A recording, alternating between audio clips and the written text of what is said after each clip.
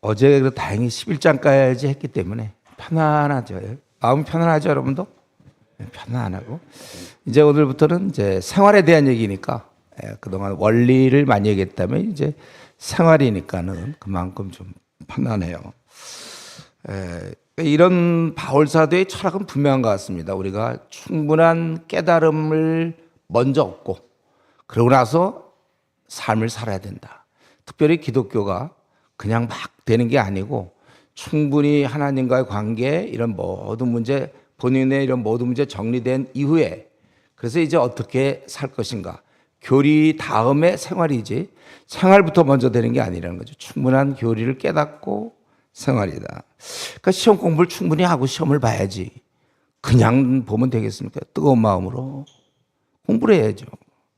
우리 운동선수들 보면 연습을 많이 하고서는 뭐 올림픽에 나가야지 그냥 연습도 안 하고 그냥 나가면 그럼 뭐 망신시키려고 나가는 겁니까? 지금 우리 한국교회 성도들이 말씀에 대한 철저한 준비함 없이 그냥 세상 사람들과 그냥 지내니까 뭐 나올 수 있는 그게 없어요. 그래서 문제죠. 그게 우리 어제 살펴본 유대인들의 잘못, 저들에게 하나님에 대한 열심은 있어요. 그건 알겠어요. 열심이 있다는 건. 그러나 올바른 지식을 좇은 것이 아니다. 올바른 지식. 신구약 66권 1189장에 대해서 거의 몰라. 그런 가운데서 신앙생활 열심히 하면 그 봉사만 많이 하게 돼 있어요. 제가 얘기했잖아요. 모태신앙 주로 부활절에 계란 삶고 크리스마스 추리 만들고 행사 많이 하고 성가대 총무. 그러나 저는 지옥 갈 거라고 생각했으니까. 정리가 하나도 안 돼 있었으니까. 저는 지금도 마찬가지로 생각해요. 저는 이 한국 교회를 들여다볼 때 이 모태신앙들 정말 대부분의 모태신앙들이 거듭났는가 이게 늘 걱정이에요. 어떻게 될지 모르겠어요. 그들을 참 우리 근데 이러한 지금까지 11장까지 여러분 이거 충분히 이해했다면 앞으로 이걸 바탕으로 계속 우리가 잘할 수 있을 거예요. 그리고 여기다가 제가 보기에 에베소서 정도만 조금만 더 공부하면 그래도 많이 할 수 있고 조금 더 나간다면 이제 바울의 13개 서신 정도를 우리가 빠른 시간 내에 공부하면 튼튼한 기초를 만들 수 있다. 대부분 그거조차가 정리가 안 됐기 때문에 신앙이 더 잘하지 못해요. 기초가 안 되면 더 나갈 수가 없잖아요. 네, 그겁니다. 이제 의인이 된 우리는 어떻게 살면 좋겠는가? 12장 13장에서 나오죠. 그래서 우리가 의인이 된 우리는 어떻게 살아야 되는가? 하나님에 대해서 1절 2절 그리고 사람들에 대해서 12장 3절부터 13장 10절까지 우리 사람 주위 사람에 대해서 어떻게 될지 그리고 13장 11절부터 14절까지 자기 자신에 대해서는 어떻게 될까? 하나님, 이웃, 나 어떻게 이제 의인의 삶을 살 것인가? 좀 다 이해되죠 지금? 뭐 시작도 안 했어 아직 사실은. 다 이게 계속 이제 이해가 돼야 돼요. 맑은 정신을 계속 유지하세요. 하나님에 대해서는 이렇게 얘기하고 있죠. 한마디로 얘기하면 너희를 드려라 산제사로 드리라 이렇게 돼 있어요. 하나님께 대해서는 우리가 할 일은 우리를 드리면 되는 거구나. 이게 우리 6장에서 했던 의의 무기로 너를 드려라. 그거예요. 내게 따로 있는 게 아니고 내가 하나님께 내 자신을 드리는 거. 이거는 꼭 선교사만 하는 게 아니고 목사만 하는 게 아니라 그냥 성도라면 누구나 다 드리는 거예요, 자기를. 이게 전제가 안 된 채 의사가 된다. 이게 전제가 안 된 채 뭐 교수가 된다. 정치가가 된다. 그런 문제가 있는 거예요. 자기가 확실히 들여진 사람이 건물주가 되고 확실히 들여진 사람이 뭐 회사의 부장이 되고 이사가 되고 그래야 되는데 드리기 전에 그 어떤 것은 다 그냥 이 계산이 안 되는 카운트 할 수 없는 거예요. 그거는 드려야 시작돼 드려. 근데 이것이 가능한 이유가 뭐냐면 12장 1절에 그러므로 형제들아 내가 하나님의 모든 자비하심 자비하심으로 얘기하는 거다. 자기가 먼저 그 은혜를 체험했기 때문에 그래서 자녀들이 부모님께 효도하잖아요. 부모님의 은혜를 많이 기다려서 그 효도하고 싶은 마음이 들잖아요. 우리가 똑같아요. 그분께서 먼저 나를 향한 사랑을 보이시고 나를 위해서 희생을 하셨기 때문에 그 나 같은 것을 천국의 그 영광스러운 나라에 참 고귀한 직분을 가진 하나님의 자녀로 미리 아셨고 특별한 관심을 가졌고 정하시고 부르시고 의롭다 하시고 영화롭게 하셨기 때문에 너무나 감사하고 너무나 감사해서 그래서 나를 써주기만 한다면 기꺼이 난 드립니다. 예. 기꺼이 뭐 나 아깝지도 않아요. 너무 귀한 은혜 받았으니 다 드릴 수 있는 것이죠. 이래서 우리가 그래서 원래 헌신이라는 거는 이게 맞는 겁니다. 우리가 주님께 드리는 건 너무나 자연스러운 거예요. 근데 저 목사님 헌신이 주저됩니다. 저기 우리 이렇게 중간에 막 신학교도 가고 어떻게 선교사도 저는 그런 건 아닙니다. 저는 헌신이 좀 주저됩니다. 예, 그 말은 무슨 말이죠? 아직 그 주님의 사랑의 초보 그동안 교회를 뭐 20년 다닌지 모르지만 초보 단계 아직도 그 어머님의 사랑을 모르는 아이 그거죠. 정말 이 헌신이 어떻게 주저될 수 있죠? 이게 진짜 좋은 줄 알면 모세가 로얄 패밀리 바로 이집트 세계 최강의 나라 이집트의 그 로얄 패밀리 모든 온갖 부여를 누릴 수 있었지만 그거를 버리고 이스라엘 백성과 함께 했다는 것입니다. 예. 그거는 하나님이 어떤 분인지 알고 그건 당연히 하는 거예요. 그게 대단한 겁니까? 만약 그렇게 안 했으면 모세는 그냥 이방 나라의 괴수가 될 뻔했죠. 순회. 하나님 나라 백성이 돼야 되는데 그는 그냥 이방 나라 백성이 될 뻔했어요. 오히려 나오는 게 잘한 거죠. 그게 헌신. 그러니까 우리가 뭐 가끔 얘기 들어보면 이제 북한 주민들 제가 얼마 전에도 만난 북한 주민은 막 아주 굉장히 목숨을 내놓고 그 숱한 어려움을 통과했다고 그러더라고요. 탈북하기 그렇게 쉽지 않아요. 다시 잡혀가기도 하고 막 그런 어려움을 겪는데 이 북한 주민한테 예를 들면 뭐 남한에 오라. 만약에 할 수 있다면 그 남한에 가는 게 꼭 그렇게 결심을 해야 되고 가야 하나 그런 거예요? 제대로 알고 있었다면 만약에 남한 사회가 자기네 지금 북한의 그 체제보다 자기가 그렇게 힘들고 어떻게 보면 거기는 뭐 군대를 10년 해야 되고 막 거기 여러 가지 그런 어떤 독재자 밑에서 신음하고 있을 때 근데 이제 이런 남한을 하면 그건 누구나 다 가는 거 아닙니까? 그러니까 헌신이라는 것은 어떤 특별한 사람이 하는 게 아니라 주님의 사랑이 크고 놀라우면 자기가 세상에 속해 있다가 주님의 나라로 가는 거예요. 뭐 영혼만 구원받는 게 아니라 나라는 존재 자체도 그 나라에 들어가서 마음껏 주님 편에 서서 이 살다 죽는 거예요.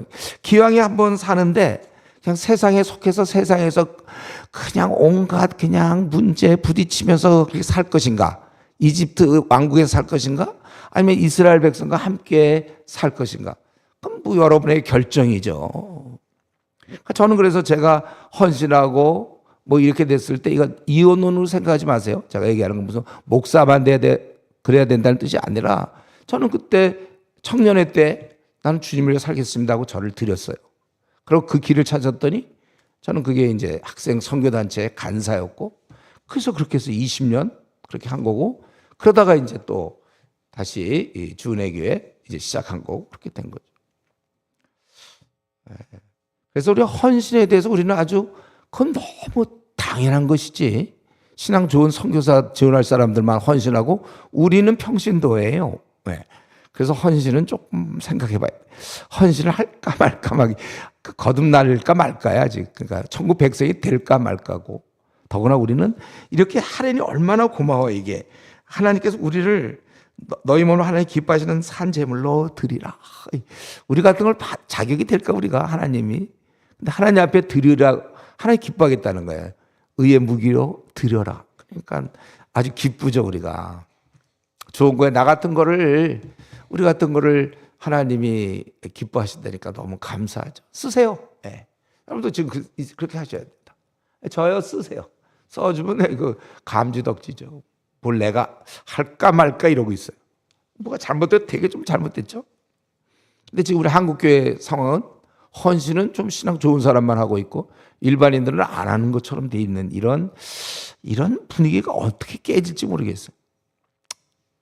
우리가 뭐 기도할 수밖에 없겠죠. 그래서 그렇게 헌신된 사람이 너희는 이 세대를 본받지 말고, 당연하죠. 우리가 왜 이 세대를 본받습니까? 이 타락한 거를 어떻게 하든지 세상과 다르게 살려고 노력해야죠.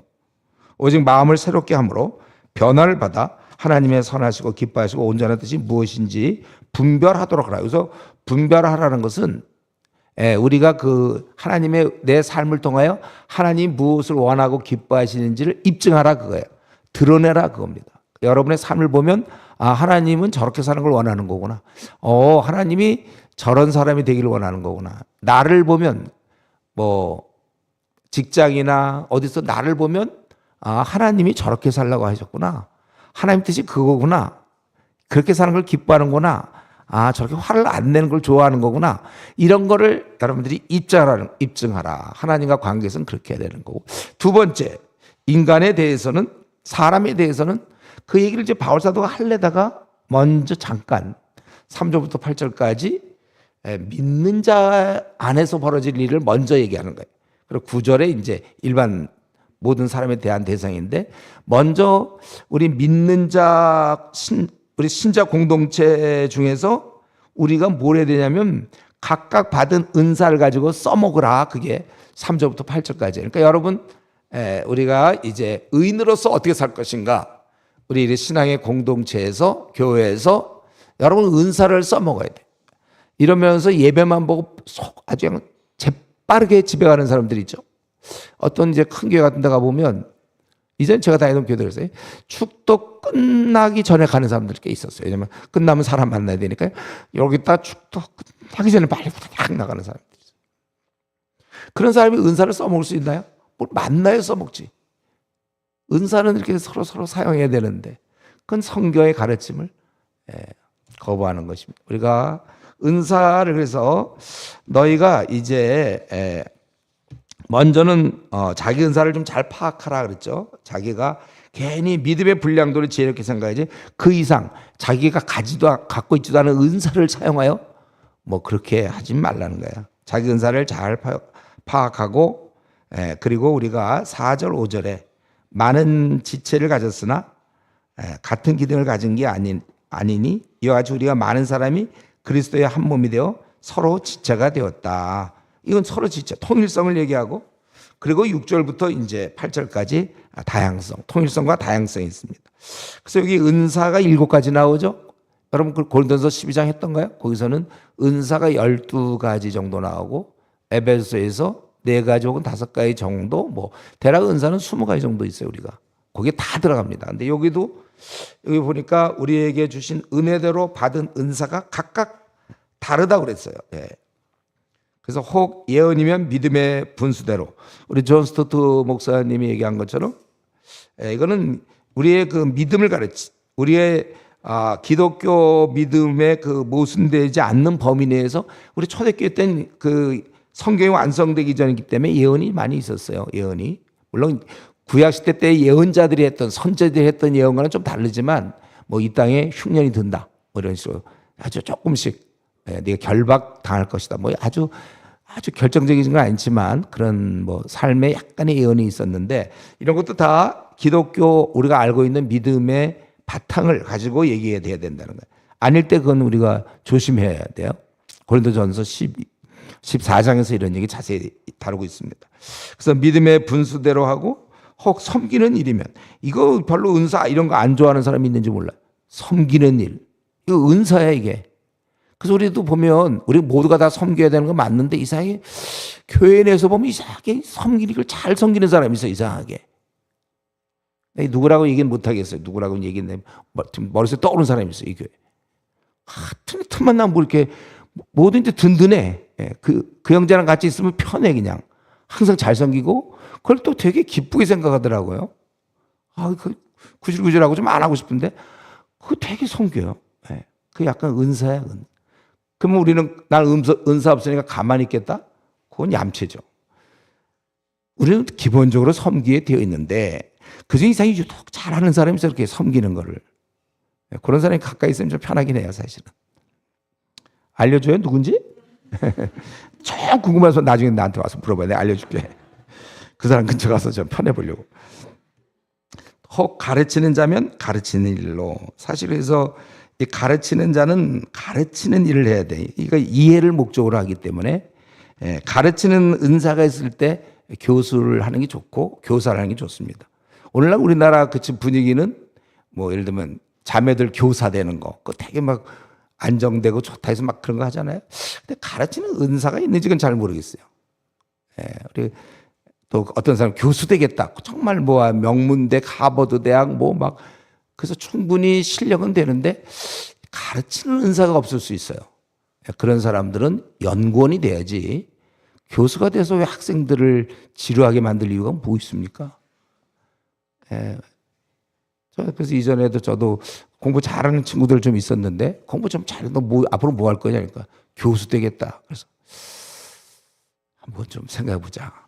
그 사람한테 배울 이 친구한테 배울 그 많은 그 오고는 보통 교수 되면 60몇 세까지 몇십 년을 하잖아요.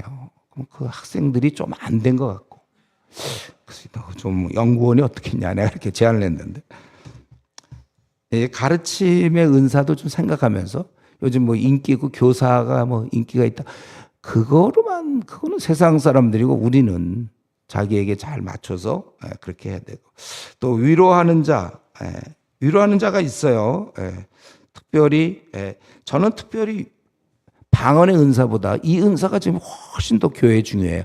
은사는 그때마다 교회에 몸을 세우기 위해서 필요한 거기 때문에 지금은 뭐 예언, 방언 이런 은사는 좀 많이 적어지죠, 지금. 그리고 지금 필요한 건 지금 사람들이 너무나 많이 상처를 받았어요. 그래서 이 위로하는 자, 우리는 모두는 위로를 해야 되지만 특별히 이런 걸 잘하는 사람들이 있어요. 그런 사람은 그 길로 나가세요. 돈 벌 생각하지 말고 그 일하면서 조금씩 벌면서 좀 가난하게 살더라도 얼마나 많은 사람을 위로할지 몰라요. 이 위로하는 자, 이상에 남에게도 잘 들어주고 또 잘 얘기하고 아주 잘 이끌어주는 그런 위로하는 자, 이 시대에 많이 필요한데 여러분들이 이걸 위해서 기도하세요. 나는 뭔가 난 왜 이렇게 은사가 없는 자꾸 방언 예언 은사만 생각하고 막 병 고치는 것만 생각하지 말고 그 위로를 잘하는 사람이 있어요. 목사님 제가 그 위로의 은사가 있는지 없는지 좀 어떻게 알 수 있을까요? 네, 알 수 있어요. 어떤 거죠? 카톡이 많이 와, 카톡이. 전화가 많이 와. 이제 아무도 이 사람과 얘기하면 편하고 좋으니까. 자꾸, 이거 대충 그런 사람이 위로의 은사가 있는 사람일 거예요. 근데 뭐 도무지 카톡은 안 오고 오는 건 뭐 공지서 뭐 집 나간 사람 찾습니다. 이런 거나 밥 나오고 그러면 그거는 좀 자기가 그런 쪽 그동안 사람들을 별로 위로하지 않고 나만 챙겼구나 그런 생각을 해야 될 거예요. 우리 기본적으로 다 위로하는 자가 있어요. 위로해야 되고 특별히 그런 은사가 있는 사람이 있다. 그리고 이제 다스리는 자, 교회로 따진다면 이제 뭐 장로, 목사 뭐 이런 경우, 권사 뭐 다스림이죠. 이 다스리는 건 능력 있는 게 필요 없어요. 부지런히 중에 부지런한. 이 엄마가 게으르면요, 애들 지저분한 옷 입고 다니는 거예요.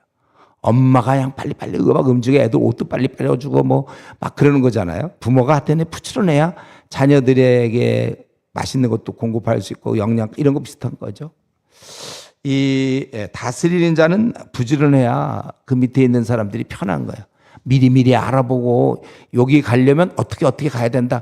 그냥 뭐 일로 와라. 요즘은 이제 그나마 내비게이션 잘 돼서 그렇긴 하지만 이전 같으면 그냥 대충 얘기하고 와라.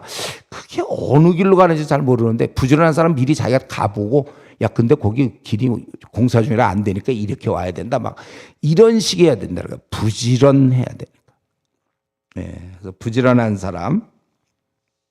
그리고 긍휼을 베푸는 자는 즐거움. 특별히 우리 칼빈 선생은 얘기를 많이 했죠. 특별히 긍휼을 베푸는 건 우리 일상에서 특별히 의료인들이 좀 많이 그게 대표적이잖아요. 그래서 칼빈 선생 얘기하기를 환자를 억지로 마지못해서 그렇게 그런 태도를 보이면 환자는 경멸당하는 느낌을 갖는다. 그러니까 간호사, 의사 이렇게 좀 현재 힘든 중에 있는 사람들을 긍휼을 베풀어야 돼, 좀.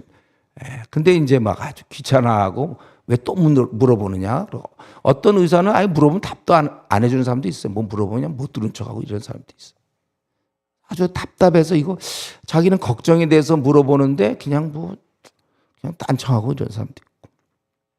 또 어떤 간호사는 정말 기쁨으로 좀 이렇게 환자가 자꾸 이렇게 뭐 부탁다 그럴 때 할 수 있는데 왜 자꾸 안 해도 되는데 왜 자꾸 와서 물어보냐 막 이런 식으로 귀찮아.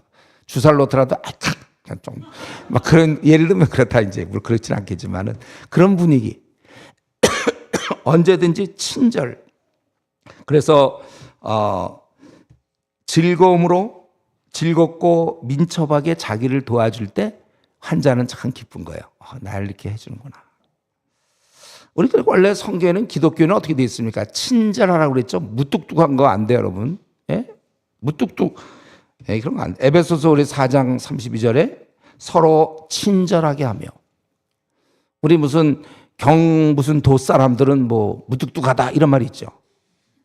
자세히 얘기 안 하겠어요. 하여튼 도 사람들은 그런 게 어디 있습니까? 그리스도인들이. 무뚝뚝이 어디 있어요? 우리가 오직 친절할 뿐이지. 섬기고 친절하고 상냥하고. 성경대로 하세요, 여러분들. 친절하라. 그래서 괜히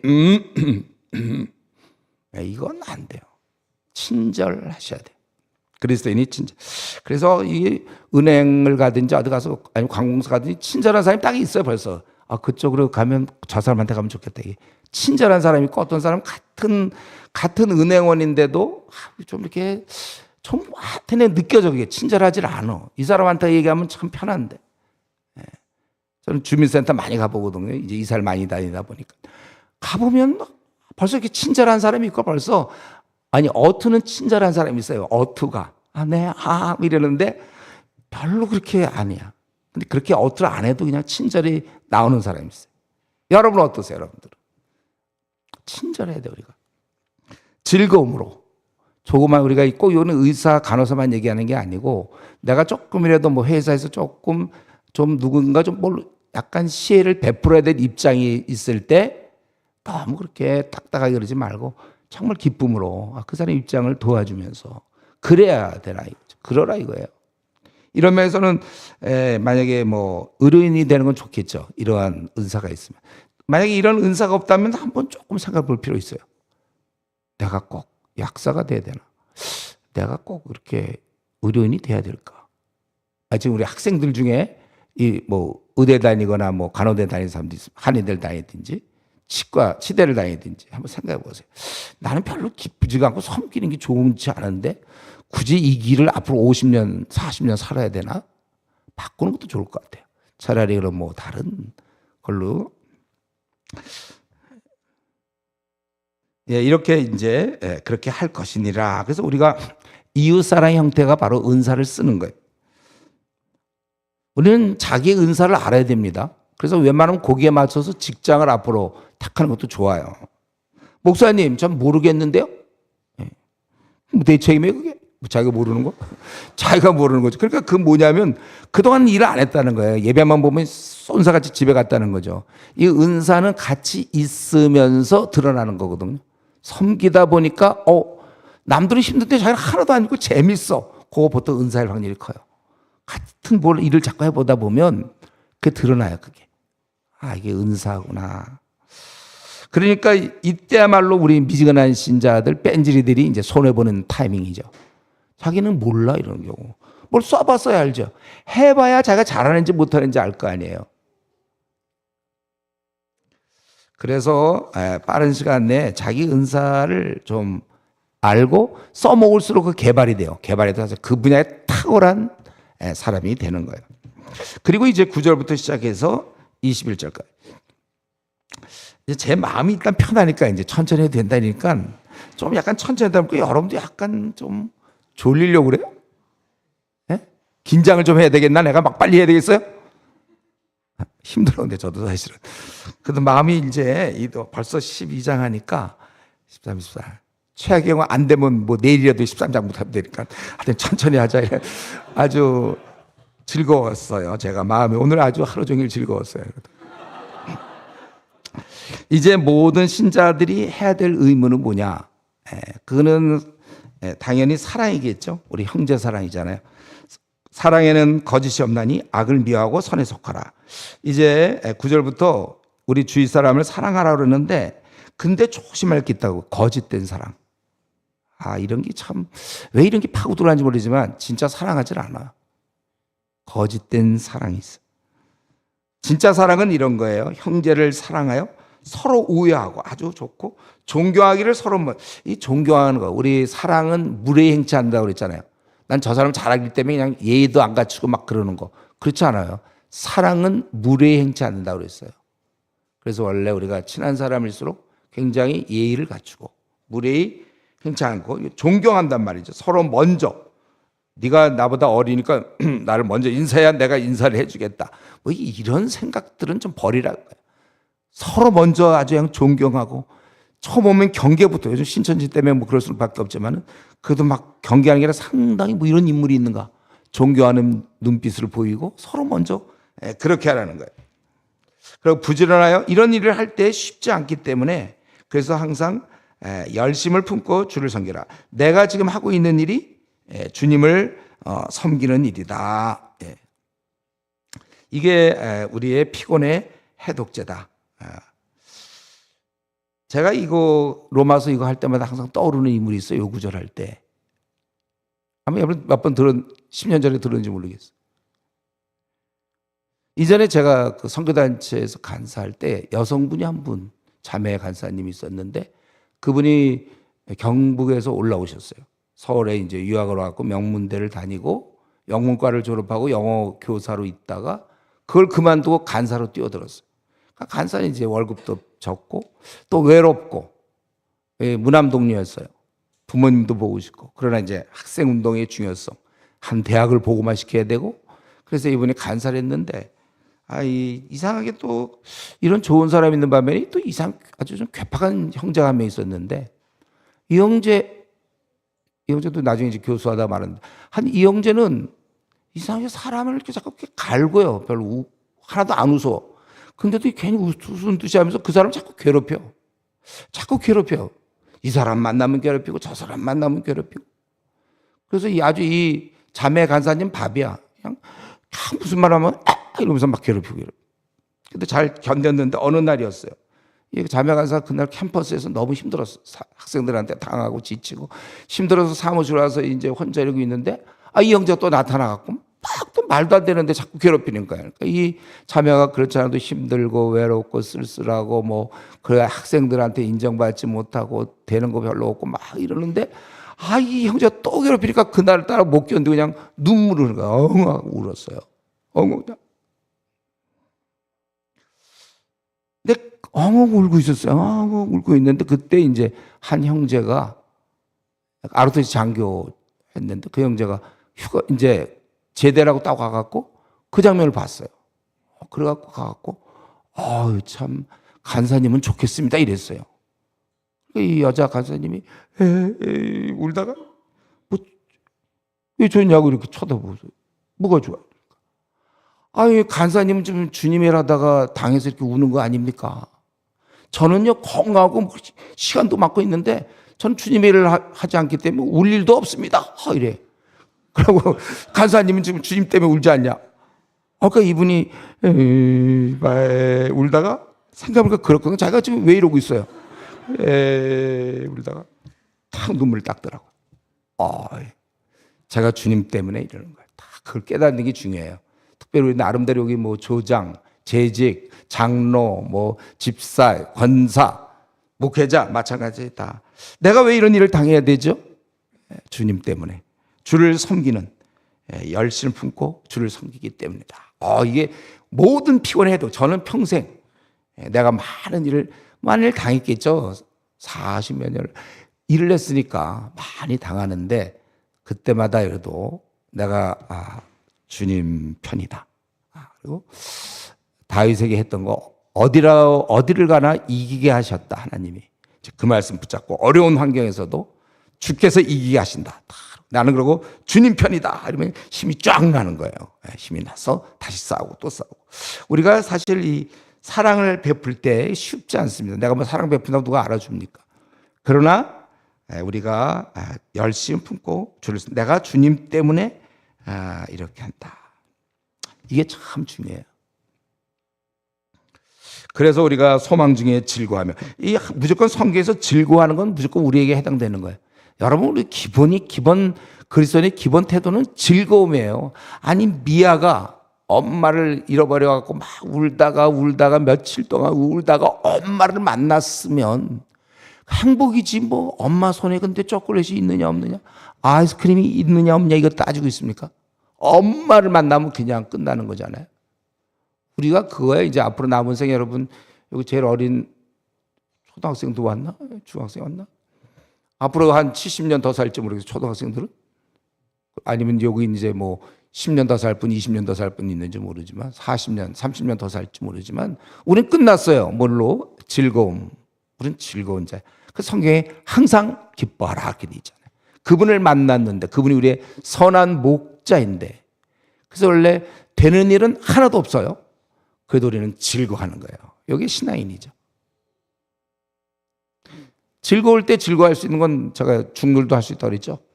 그건 중들도 즐거울 때 즐거워할 수 있어요. 우리는 즐거울 뿐만 아니라 슬플 때도 어려울 때도 하여튼 일이 꽉 막힐 때도 우리는 즐거워할 수 있다. 여러분들 항상 즐거운 표정을, 거울을 좀 보면서, 이 말은 괜히 헤헤 밤낮 히히히 그게 웃고 다니는 뜻이 아니고 마음이 항상 마음이 즐거워야 돼. 주위 사람도 알아. 이거 되게 뭐가 하여튼 별것도 없는데 즐거워야 돼. 우리가 즐거워서 즐거우면 약간 안 어울려. 우리한테는 별것도 없고 좀 고통스러울 때 즐거워하는 거, 유고, 다 알고 있죠? 다 알고 있는 걸 제가 지금 얘기하고 있는 거죠? 처음 들어요? 그 어느 때보다 심각해요, 여러분들이. 즐거워하는데 이렇게 심각하세요. 즐겁도다. 우리는 참 즐겁잖아요. 어떻게 주님을 알게 됐는지 기적 같아 이거. 많은 사람 주님 모르고 있거든요. 근데 우리 어떻게 주님을 믿어서 이 자리에 또 이렇게 오기가 쉽습니까? 이런 자리에 오는 게. 이렇게 모일 수 있는 것만 해도 얼마나 감사한지.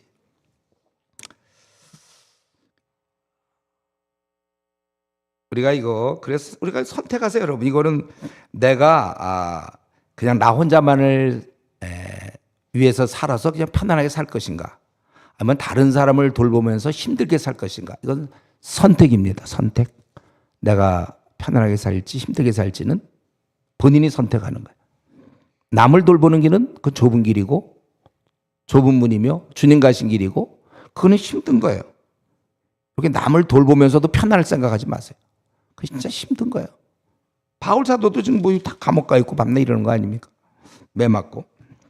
그러니까 자기가 그냥 나는 편안하게 살고 싶다, 남을 안 돌보면서 그냥 나만 편하게 살고 싶다면 그렇게 하세요. 그리고 내가 그렇게 그냥 편하게 살든지, 아니면 힘들어도 남을 돌보면서 의미 있게 살든지, 그건 본인이 결단하는 거예요. 그리고 그 당시에 우리가 이렇게 환난 중에도 참으며 기도에 항상 힘써. 성경에 나와 있잖아요. 기도에 항상 힘쓰라고. 무난인 기도하지 말라고 그랬죠, 제가.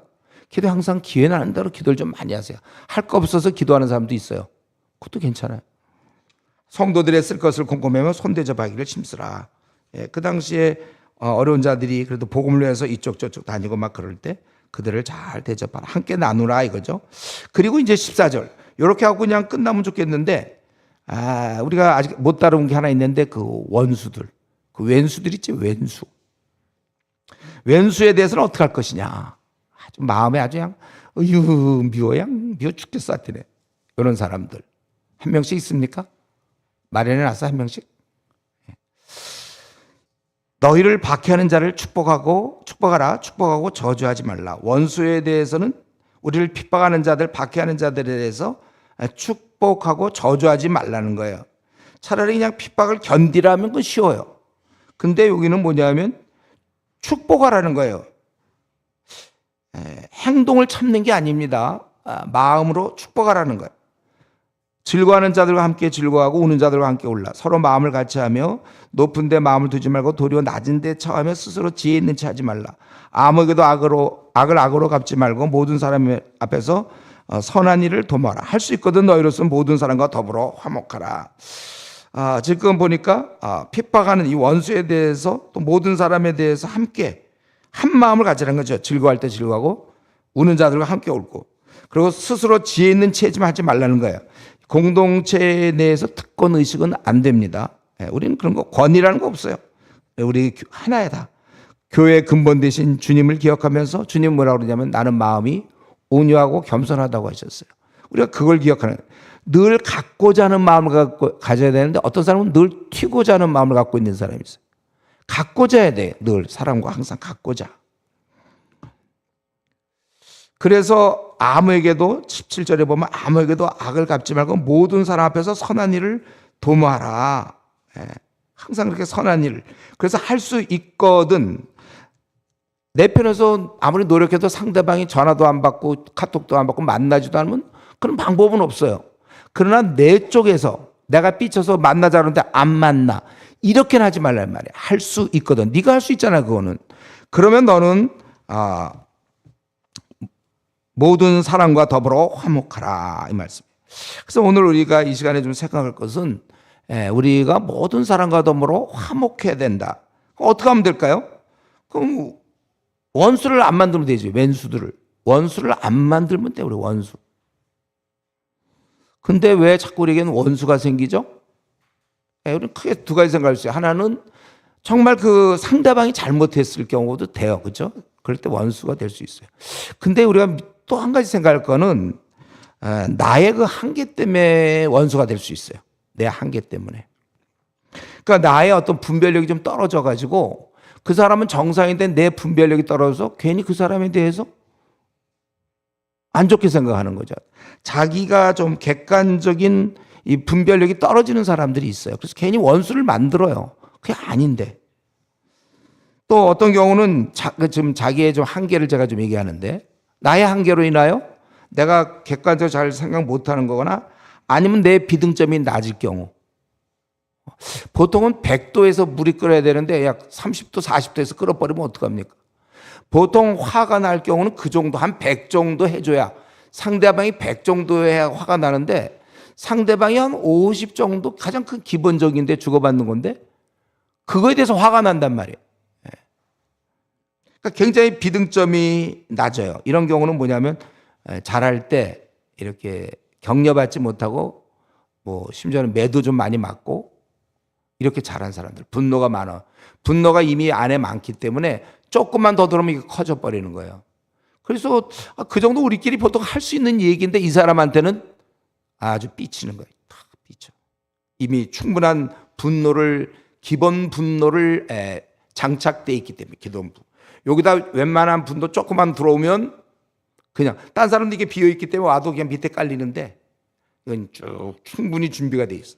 분노가 어릴 때 부모님한테 매 맞고 자라거나 아니면 사랑받지 못하고 자라거나 형제간에 무시를 받고 자라거나 아니면 분노들이 많이 쌓여 있어가지고 조금만 더 들어오면 그냥 퍽 50도에서 끓어. 비등점. 이제 그럴 수도 있다는 거예요. 그래서 자기가 그래서 자꾸 사람들을 스스로 원수를 자꾸 만들어요. 원수가 아닌데 자기가 원수를 만드는 경우도 있어요, 이거. 또 이런 거 거의 비슷한 얘기지만 상대방의 의도를 잘 몰라. 진심, 이분의 진심이 뭔지를 자기가 잘 몰라갖고 말하는 배경을 이해 못해가지고 그래서 막 그 좀 자상이 굉장히 보통 약한 사람의 특징이죠. 열등의식 많은 사람들. 그래서 목회자로서 제가 예를 들면 누구 보고 이거 좀 병이 잘 안 나니까 우리 한번 기도원 가서 기도 좀 해봅시다 이러면 목사님은 내가 기도 안 하는 사람으로 알고 있구나. 이런 식으로 생각하는 거야. 그냥 우리 예를 들면 부부 같은 경우도 저 같은 경우는 이제 무조건 우리 이 교회도 그렇고 어디 가도 부부 만나면 야 싸우지 말고 잘 지내 이러거든요. 싸우지 말고 잘 지내라고 싸우거든요. 빨리 풀어. 뭐 반대 이러면 목사님은 그러면 우리 부부는 싸운다고 생각하고 있구나. 뭐 이렇게 뭐 그렇게 생각한 적도 없고 인사거든 인사. 싸우지 말고 잘 지내. 그냥 잘 지내라 그거예요. 야, 너 우리 청소년들 만나면 너 부모 말씀 너 부모님께 대들지 말고 잘 순종해 이러면 나를 대드는 자로 생각하고 있구나. 그거 정말 어렵더라고요. 저 그런 실제 이런 일이 많아서 지금까지 설교 중에 그냥 어떻게 하다가 여러분 좀 마음에 자꾸 우울한 마음이 들고 막 그런 분 있습니까? 그거 기도 많이 하시면 됩니다. 그러면 목사님 나를 두고 지금 설교하고 있구나 그래. 나는 누군지도 모르는데. 그건 자기가 자라온 배경과 자기 환경 때문에 그래. 그러니까 자기가 이제 여러분 이렇게 생각하세요. 저는 여러분의 환경을 잘 모르는데 자라올 때 별로 사랑을 많이 못 받고 자란 사람은 그만큼 좀 화를 낼 확률이 커요. 다른 사람한테 잘 삐칠 수 있어요. 그래서 참 부모의 사랑이 중요한 거예요. 애 그냥 교육만 시키면 안 되고 제가 그 애기 엄마들한테 또 아빠들한테 얘기하는 거 좀 집에 있어서 애를 잘 돌봐라는 건 그냥 같이 있으라고 뭐 안전을 지켜주고 뭐 가스불 조심을 시키는 게 아니라 사랑을 자꾸 퍼부어야 돼요. 사랑을 많이 퍼봐야 애가 자존감이 아주 좋아지고 자아상이 좋습니다. 그래서 누가 자기를 조금 비웃거나 조금 무시해도 그냥 튕길 수 있어요. 왜냐하면 충분히 이 열등의식 많은 사람들 있죠. 그런 사람의 특징이 뭡니까? 자꾸 사람들이 자기를 무시한다고 그래요. 무시해본 적이 없는데 저는 그런 얘기를 제가 워낙 이제 여러분보다는 사람을 많이 만나니까 그러다가 제가 좀 약간 왼수가 된 사람들이 그런 사람들이 많아요. 저는 정말도 그러지 않았는데 내가 자기를 무시했다는 거예요. 그거 참 어렵더라고요. 그래서 어떤 경우는 이제 한번 어떤 형제가 사람들이 다 자기를 무시한대. 교회에서 다 무시한대. 그래서 야, 누가 너를 무시하냐? 그래서 너는 야 컴퓨터로 쳐라. 그래서 아무도 나를 무시하지 않는다. 이걸 크게 써서 붙여놓고 매일 외워라. 그냥 매일 봐라. 스스로 자꾸 사람들이 자기를 무시한다는 거야. 그러니까 정상적으로 뭐 가면 그냥 움츠러 들어가고 나를 무시한다. 이거 참 난처해요. 우리 중에도 혹시 그런 사람이 있다면 열등감이 많은 사람이 있습니까? 이거 좀 고린도전서 12장 좀 공부하시고 하나님이 각각 허락하신 거 또 연약한 자에게 존귀함을 더하시겠다고 하나님이 다 배려가 있는데 이런 거 좀 생각해야 돼. 실제로 그러니까 자꾸 원수를 자기가 만들어요. 자기의 한계로 인해서. 아닌데 상대방은 전혀 아니에요. 물론 우리는 이런 수 있죠. 저와 여러분도 이런 경우 있습니다. 뭐냐면 말의 실수로. 성경에 보면 우리는 말의 실수가 다 있다고 그랬잖아요. 인간은. 이게 이 혀는 우리가 길들일 수 없다고 돼 있어요. 경우에 합당한 말을 해줘야 되는데 어떤 때는 나름대로 좀 경우에 합당한 말을 했다고 생각하는데 자기가 생각해봐도 참 웃겨. 잘못 얘기했어. 이 경우에 합당한 게 아니야. 근데 어떻게 주워 담을 수도 없고 좀 그 사람의 자비에 맡길 수밖에 없는데 그 사람이 삐쳐. 참 그래서 이걸 통틀어서 그 사람도 마찬가지. 우리 인간 사이에는 그렇게 말로 하기 어려운 것들이 많아요. 그래서 이걸 퉁쳐가지고 성경에서는 서로 용납하라 그래. 너도 줬고 딴 사람도 줬고 우리 지금까지 수많은 사람에게 너도 상처를 줬고 너도 수많은 상처를 받았기 때문에 우리가 살 수 있는 유일한 방법은 서로 용납하라는 거예요. 그래서 그냥 사랑, 그래서 우리 그럼에도 불구하고의 사랑, 아가페 이게 되는 거잖아요. 그냥 사랑. 그래서 요거를 설명하기 위해서 저 개인적으로 목회하면서 또 지금도 제가 쭉 주님의 일 하면서 이거 늘 기억해요. 우리 주님이 10,000달란트 탕감했더니 100데나리온 가진 자가 뭐 그걸 감옥에 집어넣고 막 이런 거 나오잖아요. 우리 마태복음 18장 23절부터 35절 보면 10,000달란트와 100데나리온. 이게 이제 우리 수치로 계산하면 60만 대 1이에요. 그러니까 아무리 여러분을 괴롭힌 사람들 아주 나를 갖다가 진짜 나는 이제 내 생애 끝났어. 난 다시는 안 만나. 왼수야. 막 저런 사람이 세상에 있을까? 그 사람이 나에게 한 짓은 돈으로 따지면 10,000원어치고 나는 주님한테 얼마만큼 못되게 굴었느냐? 60억 원어치 못되게 굴었다는 거예요. 그리고 너는 60억을 탕감받고 그래 10,000원어치 잘못한 거 용서 안 하냐? 그게 이제 저와 여러분에게 하는 말씀이에요. 그렇게 따지니까 우리가 미워할 사람이 이 땅에 없어요. 10,000원, 그 전에 아무리 해봐야 최대한 10,000원이고 보통은 이제 한 7,500원어치 잘못한 거죠. 지금 그 왼수 있죠? 머리에 떠오르는 왼수. 그거 한 6,700원 정도 잘못한 사람. 왼수. 없어요? 네. 6,700원어치 잘못한 사람이고 나는 주님께 얼마 잘못했다고요? 60억 원어치 잘못한 이 더러운 죄인이 6,700원어치 잘못한 자를 용서 못하겠습니다. 그래서 아예 주기도문에 박은 거잖아요. 우리가 우리에게 죄진 자를 사하여 준 것 같이 우리의 죄를 사하여 주옵시고. 그래서 제가 그랬죠. 여러분들 주기도문 혹시 외울 시간에 그런 사람들, 용서 못한 사람들은 이제 십계명, 사도신경 외우라고. 평생 주기도문 못해 그 사람. 그래서 제가 지금 뭘 좀 설명하냐면 우리가 원수를 만들지 말자. 근데 상대방이 물론 잘못할 수도 있지만 대부분 내 문제가 훨씬, 내가 보기에는 나의 그 인격의 문제가 훨씬 더 커요. 그 상대방도 어떻게 할 수가 없어 이걸. 자기가 스스로 막 그러니까. 셀프 원수, 스스로. 원수 될 일이 아닌데 자기가 그렇게 생각하니까. 그래서 이 60만 대 1이고, 그래서 우리 시편 133편, 제가 좋아하는 거잖아요. 형제가 연합하여 동거함이 어찌 그리 선하고 아름다운가. 잘 없어, 그런 경우가. 저는 제가 우리 주은에게 섬길 때 다른 거 못해도 우리 형제들하고 저하고 같이 우리 뭐 목협이든지 형제들과 나는 그 제일 잘 지내는 걸 제일 우선순위로 뒀어요. 그게 얼마나 중요한가. 그리고 이제 그리고 두 번째는요. 제가 지금 요거는 지금 성경에 안 나오지만 경험상 얘기하는 건데, 원수를 만들지 말고, 두 번째는 스스로 좀 이 부딪히는 걸 조심하세요. 그러니까 다른 말로 그냥 우리말로 쉬운 말로 할게요. 싸움닭이 되지 말자 이거예요. 싸움닭이 있습니다. 말을 이상하게 싸움닭답게 하는 사람들이 있어요. 이전에 제가 한번 크게 당한 적이 있었는데, 어떤 형제가 저를 찾아와서 목사님은 PBS를 많이 강조하시는데 저는요 이러더라고요. 저는 PBS도 중요하지만, 아니 목사님은 PBS를 중요하다고 그렇게 말씀하시지만 저는 기도도 중요하다고 생각합니다. 이러더라고요. 내가 언제 기도 안 중요하다고 그랬어? 저는 기도도 중요하다고 생각합니다. 딱 이러더라고요. 근데 그 지금 매번 말이 그래. 항상 싸움닭적인 그런 DNA가 있는 거죠. 그럼 말을 왜 그렇게 해? 그럼 누가 뭐 기도 안 중요하다고 해서 뭐 때문에 뭐 밤낮 기도해 우리가?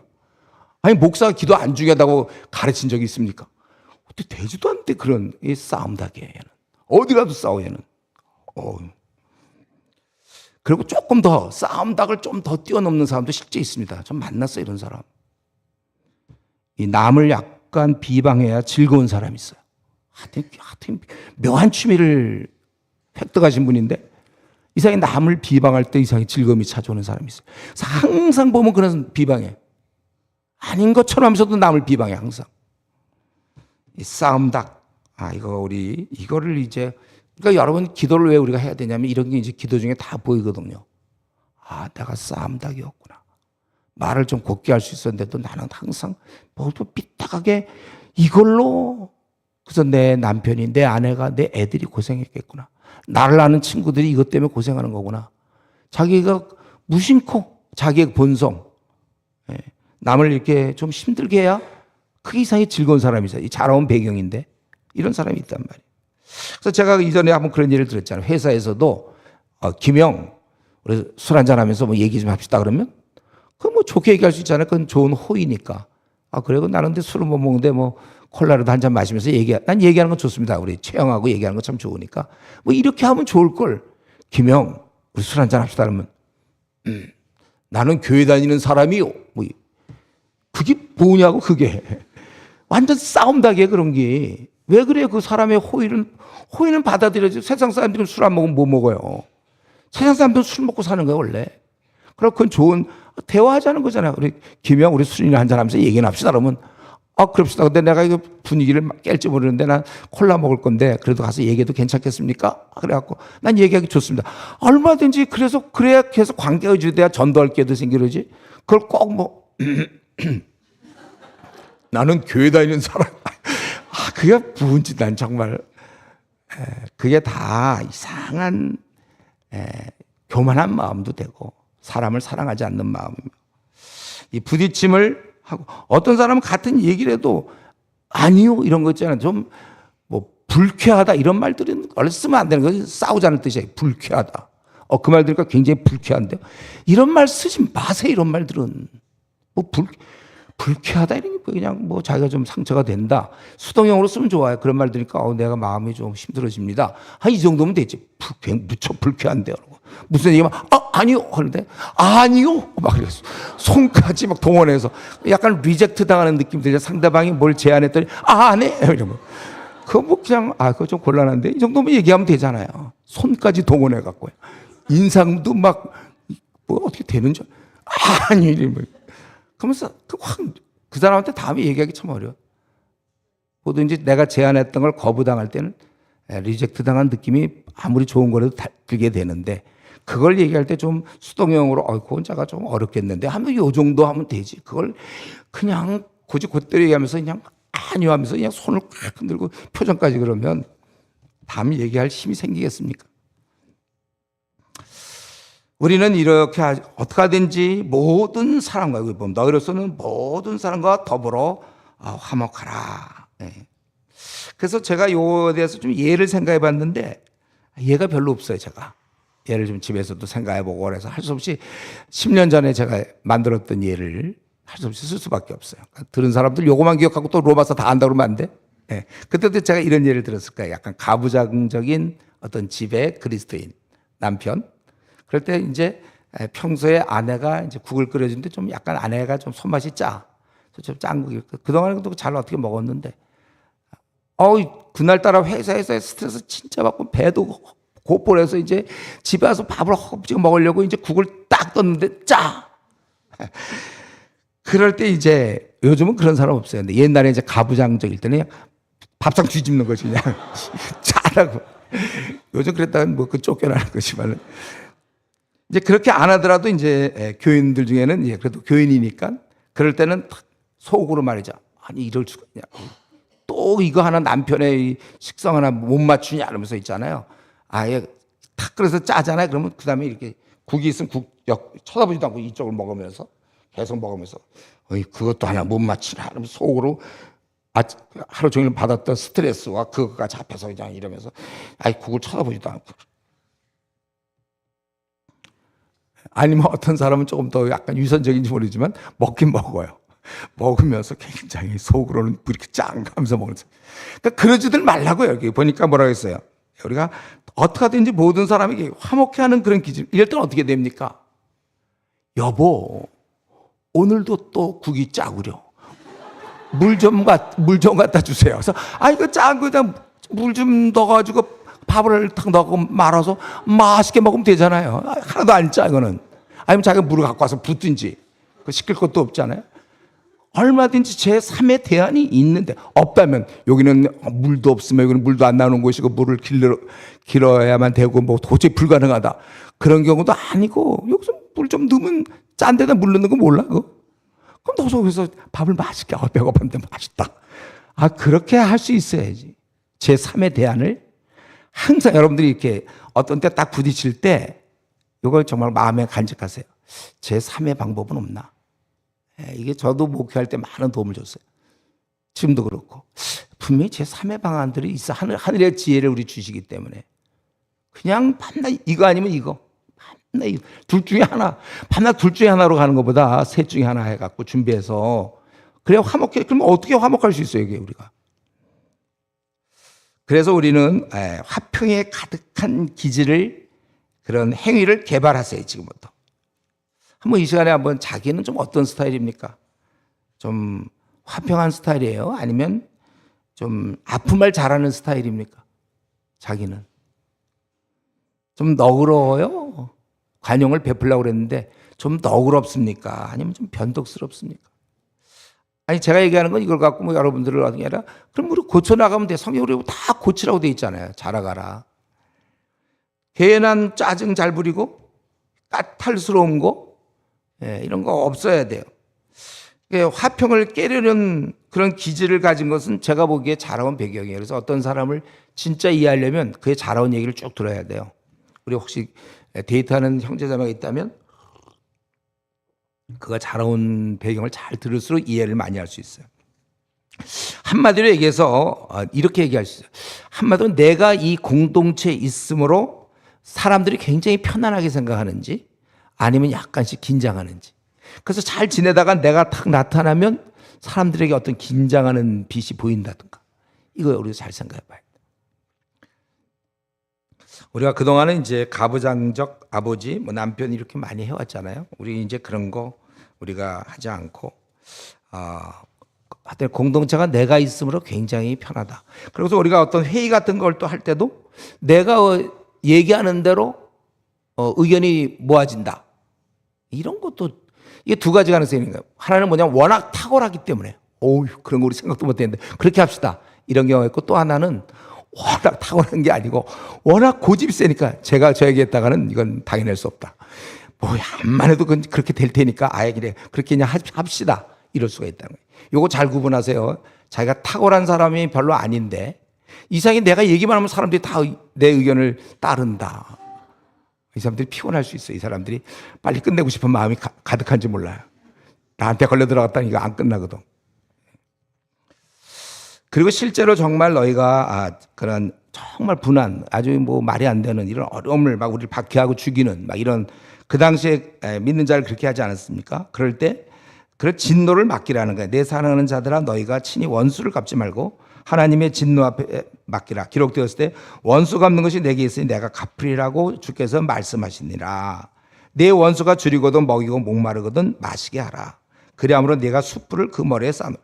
그러니까 잘 대해주라는 게 알고 보니까 숯불을 그 머리에 쌓아 놓으라고 지금 잘 대해주는 건가요? 이건 이제 뭐냐면 여러 해석이 있지만은 그 마음속에서 부끄러움이 나오는 거예요. 이건 너무나 자기는 못되고 그랬는데도 상대가 너무나 이렇게 잘하는 걸 보면서 불타는 수치심 이걸 좀 얘기하는 거죠. 그래서 결국 악에게 지지 말고 내적 승리와 외적 승리를 다 가져야 된다. 선으로 악을 이기라. 그래서 지금 우리 무슨 얘기하고 있냐면 우리가 하나님에 대해서 우리 자신을 잘 들여서 하나님 편으로 빨리 옮겨라 이거죠. 그래서 하나님 편에서 시컷 일하다 죽어야지 세상에 그냥 시달렸다가 살다가 죽는 거 그러지 말고 빨리 하나님께 너 자신을 드려라. 그리고 우리 이웃에 대해서는 먼저 믿는 사람들끼리는 은사를 좀 많이 마음껏 사용하고 그건 즐거우라는 뜻이에요. 그렇게 살고 할 것이고 왼수에 대해서는 하나님께 맡기고 할 수 있다면 너희로서는 평화라. 제가 이 18절 할 수 있거든 너희로서 모든 사람과 더불어 화목하라. 요 구절하고 디모데후서 2장의 23절인가 주의 종은 마땅히 다투지 아니하며 요 두 구절로 제가 지금까지 사역할 때 싸우지 않았던가 사람들하고 싸울 수 있었어요. 저도 싸울 수 있었지만은 안 싸웠던 비결이 이 말씀 기억한 거거든요. 주의 종은 마땅히 다투지 아니하며 찰스 시미온이 그 구절로 54년 동안 싸웠잖아요. 자유주의자. 또 이 말씀 할 수 있거든 너희로서 모든 사람과 더불어 화목하라. 여러분도 그렇게 되기를 바라요. 그래서 지금 이제 좀 우리 12장을 좀 맞춰야 되겠는데 결국 근데 이 말씀 뭐냐면 원수를 사랑하라는 거거든요. 원수 뭐 다른 사람 말 것도 없고 원수까지도 사랑하라. 근데 이거 모르는 사람 있습니까? 우리 이 자리에 올 정도로 우리 성도님들 중에 우리 기독교에서 원수를 사랑하라 이거 모르는 사람 있어요? 혹시 오늘 지금 처음 들은 사람 있습니까? 기독교는 원수를 사랑하라고 그러는구나. 처음 듣는 사람 있어요? 다 알고 있잖아요. 문제는 그거 모르지는 않는데 중요한 것은 실제로 원수를 사랑해야 되거든요. 우리는 사랑하라고 그랬잖아요. 그래서 이것에 대한 유일한 방법은 우리가 원수를 사랑할 수 있는 유일한 방법은 빨리 우리의 사랑이 큰 겁니다. 우리가 예수님처럼 되는 거예요. 사랑의 거인이 되는 거예요. 그래서 그런 상황이 별로 화가 안 나. 원수 불쌍해 막 사랑해 이렇게 돼야 되는 것이죠. 우리가 그러니까 신앙생활을 제대로 하려면 우리가 예수님처럼 돼야 돼요. 사랑의 대가가 되면 예수님이 무슨 원수가 있었겠습니까? 예수님은 빨리 우리가 그렇게 잘해야 된다는 거예요. 그래서 그때 제 책에 그거 제가 썼나요? 그거 다시 기억할지 모르겠어요. 이 예를 제가 그럴 때 한번 얘기했죠. 삼촌이 휴가를 나왔어요. 이 삼촌이 누구냐면 키가 한 1m 85쯤 되고 아주 장성하고 원래 태권도 5단에 유도 4단, 합기도 5단, 검도 4단 뭐 예를 들면 다. 예? 그리고 아주 주짓수는 제일 높은 게 뭔가? 검은 띠인가? 하여튼 높은 띠에. 예. 다 했어요. 그래갖고 체력 쫙 군인 그리고 특전사의 장교에 특공 무술 다 배우고 다 휴가 나왔는데 집에 갔더니 그 3살 먹은 조카 여자애가 삼촌 이러더니 배를 톡 쳤어요. 이럴 때 어떤 일이 벌어지냐 이거죠. 이게 내 배를 쳐? 야, 그래서 그동안 연마했던 그 특공 무술을 다 사용해서 얘를 죽여놓는다? 그렇게 됩니까? 아이고, 여기도 한번 더 쳐라. 오히려 그러지 않겠어요? 한 대 맞고서는, 야, 여기도 한번 쳐볼래? 이러고. 귀엽잖아요. 3살 먹은 여자 조카애가. 근데 요 3살 먹은 여자 조카애가 혹시 4살 먹은 오빠의 배를 쳤을 때는 어떤 일이 벌어질까요? 전쟁이 나는 거죠. 그건 전쟁이에요, 그거는. 서로 그러고, 엄마 얘가 먼저 때려서 4살 먹은 오빠가 아마 그럴 거예요. 제가 지금 말씀드리는 건 이제 상대가 안 돼야 돼, 사람들하고. 싸움의 상대가 안 될 만큼 빨리 우리가 사랑의 대가가 돼야 돼. 그러니까 아내랑도 안 싸울 수 있고, 남편과도 안 싸울 수 있고, 자식과도 마찬가지고. 사랑의 대가. 그것밖에 없다는 거예요. 이 말씀을 우리가 순종하려면. 이어서 이제 13장인데 오늘은 이제 약간 여유가 있기 때문에 지금 잠깐 쉬었다가 13장 오늘 14장까지 하면 될 것 같아요. 원래 이 딱딱한 교리가 아니기 때문에 좀 얘기하기 편할 것 같아요. 저 뒤에 보면 무슨 먹을 것도 좀 있고 또 커피도 해서 오늘은 그래도 우리 마음껏 이러다 혹시 또 못하는 거 아닌지 모르겠다. 그래도 한 10분 정도 쉴까요? 9시 5분이니까 10분 정도, 저걸로 15분에 13장 하도록 하겠습니다. 커피도 좀 마시고.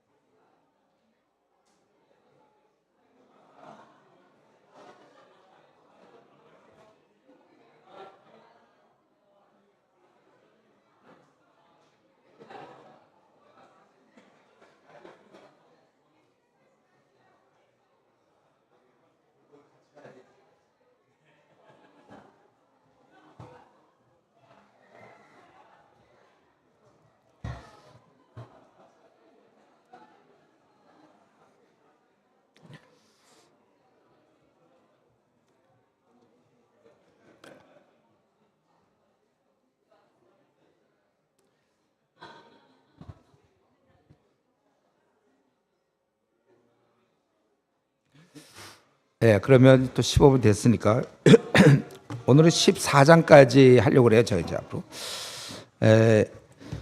13장 1절부터 7절까지 보면 갑자기 정부에 대해서 얘기하고 있어요.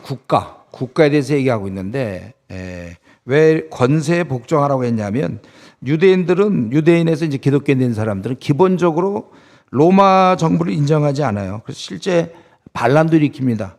그래서 사도행전 5장 36절 37절에 보면 그래서 글라우디오가 유대인을 추방령을 내리죠. 사도행전 18장 2절에도 보면 그러니까 이들이 유대인들은 원래 로마 정부를 인정하지 않았기 때문에 기독교인이 된 후에도 계속해서 남아 있는 거고 또 예수님을 주로 시인하기 때문에 황제를 신으로 인정하지 않으니까 지금 이제 원수에 대해서 얘기하니까 자연스럽게 그 당시의 국가 생각하는 거예요. 그래서 우리 신자의 태도는 그러나 이 권세에 대해서 굴복해야 된다 그랬죠. 왜냐하면 하나님이 이렇게 정했다는 거예요. 이를 거역함이 하나님의 명을 거스림이다. 2절에 이들은 원래 정부의 역할은 뭡니까? 악행에 대해서 형벌, 칼을 갖고 또 관원의 이 정부에서 일하는 사람들의 그러한 기준이 뭐냐면 선하고 악한 일, 선과 악에 대해서 원래 관할하게 되어 있는 거예요. 이런 의미에서 4절에 그들은 하나님의 사역자가 될 수 있다는 거예요. 하나님을 대신해서 그 권선징악을 하는 사람들이라 그죠. 선을 베푸는 자니라. 그러나 네가 악을 행하거든 두려워하라. 그가 공연히 칼을 가지지 아니하였으니 곧 하나님의 사역자가 되어 악을 행하는 자에게 진노하심을 따라. 이 진노는 하나님의 진노죠. 진노하심에 따라 보응하는 자니라. 그렇기 때문에 우리는 복종해야 돼요. 우리가 잘못하면 벌 받을까 봐 그런 진노 때문이 아니라 당연히 우리 양심상 우리는 질서 그런 거 다 지켜야 된다는 거예요. 그리고 우리는 양심 따락을 지킬 뿐만 아니라 나라가 잘 될 수 있도록 탈세하지 말고 조세를 잘 내야 된다. 그리고 그걸로 다 됐다고 생각하지 말고 그런 일을 하는 사람을 격려하라. 두려워할 자를 두려워하고 존경할 자를 존경하라. 그러니까 지금 얘기는 우리 이 정부는 하나님께서 질서상 권선징악 그렇지 않으면 우리 무정부 상태에서는 이 나라 사람들이 살 수가 없기 때문에 악을 벌할 수 있는 그런 기구를 만든 거예요. 근데 이제 우리 항상 문제는 근데 정부가 잘못됐을 때는 어떡하냐. 정부가 막 완전히 썩어버리고 막 그럴 때는 어떡할 것인가. 이제 그게 우리 항상 문제인데 우리는 사람보다 하나님께 순종함이 마땅하다고 사도행전 5장 29절 우리 신앙을 박해하고 이럴 때는 우리는 순종할 수 없어요. 하나님 법 아래서만 순종하는 것이고 더 좋은 건 우리 복음이 국가에 영향을 줘야 돼. 이러기 위해서는 성도가 늘어나야 됩니다. 성도가 많으면 영향을 줄 수 있어요.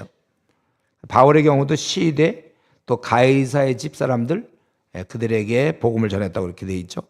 어쨌든 뭐 이거는 논문은 아니고 이거에 대해서 이제 더 그 상황에 맞는 거 세세하게 연구가 필요한데 어쨌든 우리가 할 일은 기도죠. 성경에 보면 위에 있는 이 지도자를 위해서 기도하라고 그랬어요. 그러니까 우리 이전에 윤석열 대통령일 때는 우리가 윤석열 대통령이 좀 제대로 할 수 있도록 기도해야 될 거고 지금 이재명 대통령이 됐기 때문에 또 우리는 이재명 대통령을 위해서 기도해야지 진영 따라 얘기하면 안 돼요. 여러분. 우리는 이 나라가 안정되도록 인간은 누구나 다 허물이 많기 때문에 안정되도록 우리가 기도할 뿐이에요.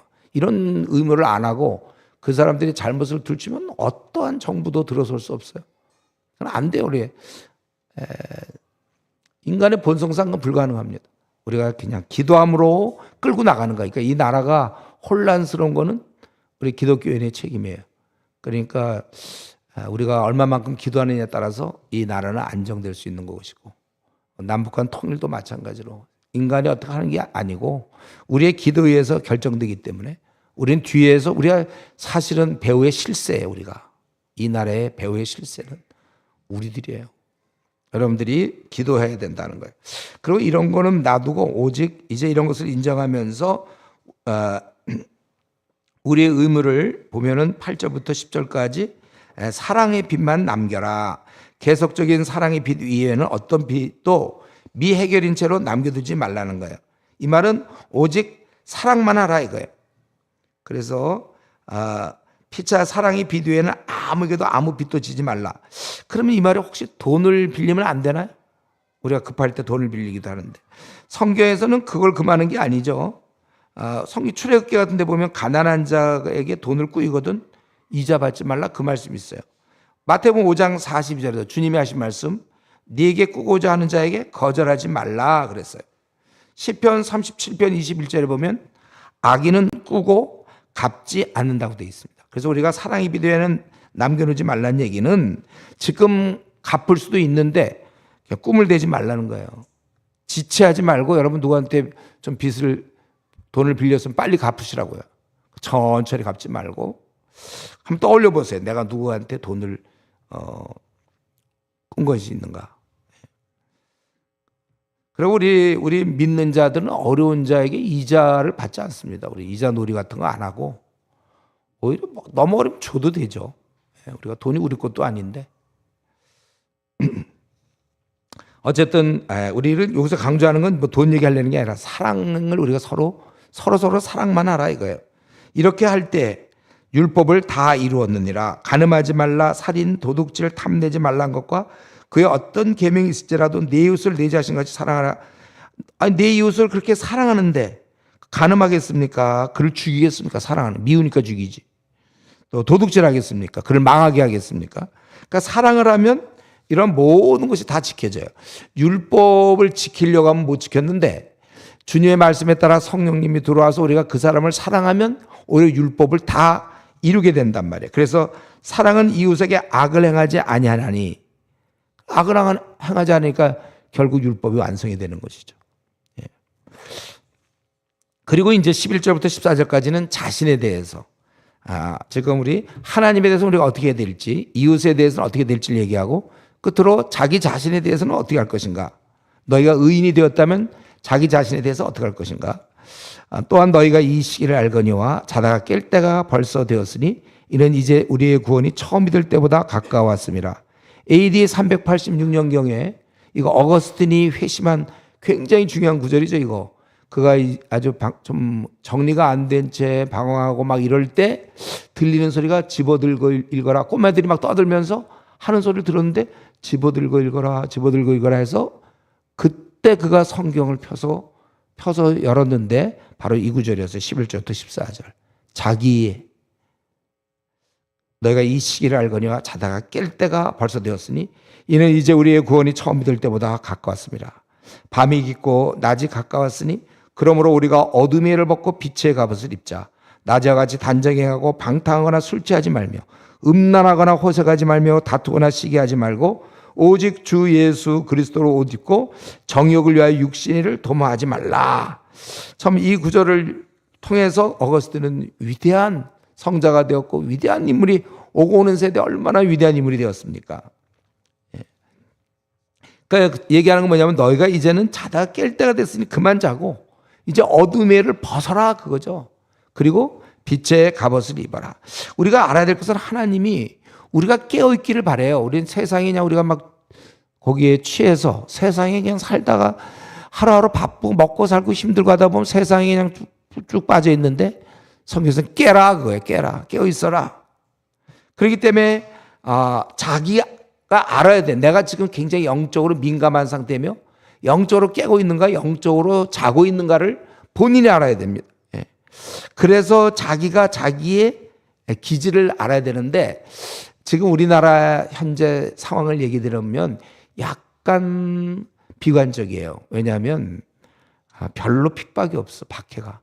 성도들이 너무 배불러. 제가 중국에만 가도 중국 성도들 막 그런 박해와 핍박 속에서 신앙생활에서 그런지 몰라도 정말 열심히 해. 근데 우리는 너무 편안하게 돼 있어요. 그래서 우리가 깨어 있으려면 자기 스스로 잘 못 깨어나는데 외부의 도움이 필요해요. 이래서 사실 우리가 전도하는 거예요. 여러분 전도하면서 그들이 우리를 막 비웃어 주는 게 좋아요. 우리를 무시하고 저리 가라 그러고 화도 내고 이러면서 지금 우리가 어디 와 있는지를 알게 되는 것이죠. 그리고 우리가 중요한 거는 여러분 꿈이 있어야 돼. 비전. 우리가 보통 비전을 얘기하잖아요. 내가 이거예요. 비전이 뭐냐면 한마디 쉽게 얘기하면 내가 요거 하다 죽으면 된다. 주님 앞에서. 그래서 주님 만났을 때 내가 이거 하다 왔습니다. 할 수 있는 거. 그게 비전이에요. 이거 비전 있는 사람은 물들지 않습니다. 예. 이런 게 없어야 그냥 막 휩쓸려 가서 그래서 돈 버는 거죠. 뭐 돈.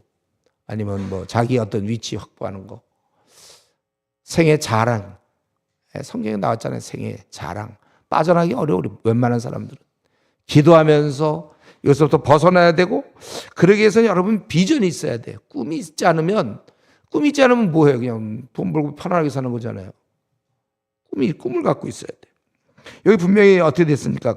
12절에 밤이 깊고 낮이 가까웠으니 그러므로 우리가 어둠의 일을 벗고 빛의 갑옷을 입자 이거예요.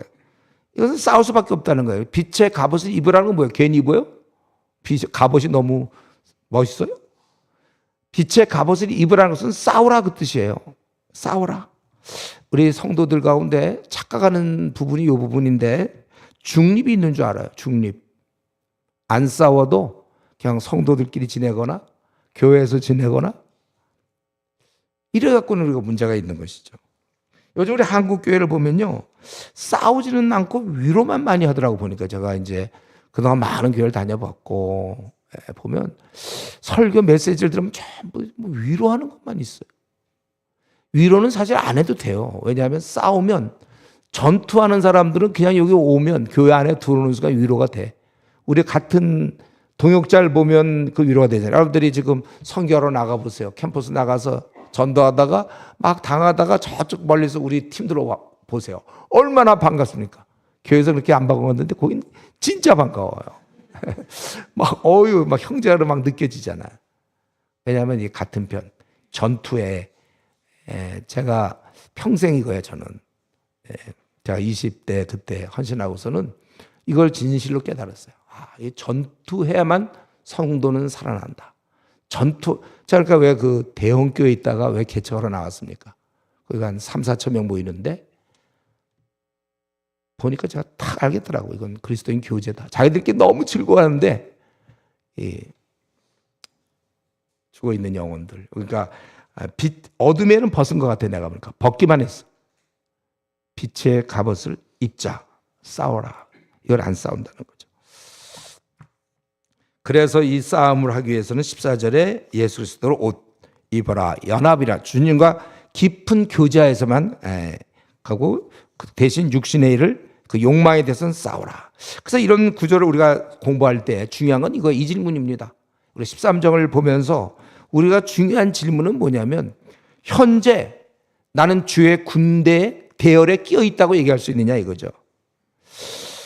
지금 자기가 하는 일을 볼 때 한국 교회를 생각하고 또 가까이 옆에 중국의 14억, 그게 최소한도 13억이 복음을 모르는데 그들과 그 바로 밑에 11억의 힌두 교인들이 기다리고 있어요. 인도에. 이런 걸 다 생각해 볼 때 가서 모든 족속을 제자 삼으라 만국에 전파된 이후에 그제야 끝이 온다고 주님 말씀하셨는데 나는 내가 지금 하는 일을 볼 때 한국 교회를 위해 또 세계를 위해서 내 기여도가 어느 정도 되는 것 같아요. 우리 지금 트럼프가 막 세상을 휘젓고 다니잖아요.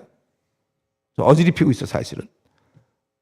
굉장히 중요한 인물이라고 아마 본인은 생각할지 모르는데 어쨌든 나는 지금 내가 지금 하고 있는 일의 이 중요도 하나님 나라의 기여도로 볼 때 장교입니까 여러분?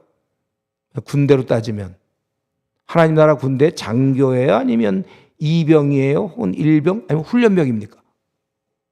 여러분이 한번 스스로 생각해 보세요. 지금 어느 정도 계급이 어느 정도 될까요? 제가 한 번도 그때도 요 구절 볼 때마다 늘 나는 게 제가 모스크바에 그 코스타 집회 갔을 때 그때 어떤 형제 한 명 만나갖고 제가 다시 그때 이제 영국에 있을 때인데 영국으로 돌아오니까 편지가 온 거예요. 목사님 너무 부럽다. 자기도 목사님같이럼 선봉에 서고 싶다 이러더라고요. 선봉에 서고 싶다. 근데 자기도 그래서 중간에 예수를 믿고 잘 믿으려고 그러는데 그만 이단에 빠져갖고 2년을 또 헛보냈어요. 그러다가 이제 그 모스크바 코스타 집회에 왔는데 제가 그때 오전에 강해를 했거든. 하나님 말씀을 전했는데 그 모습이 너무 보기 좋다는 거예요. 얘는 목사 될 수밖에 없어. 그러면 너무 좋다는 거야. 나중에 보니까 진짜 목사 됐더라고. 근데 그때 자기도 주의 군대 대열에 선봉에 서고 싶습니다.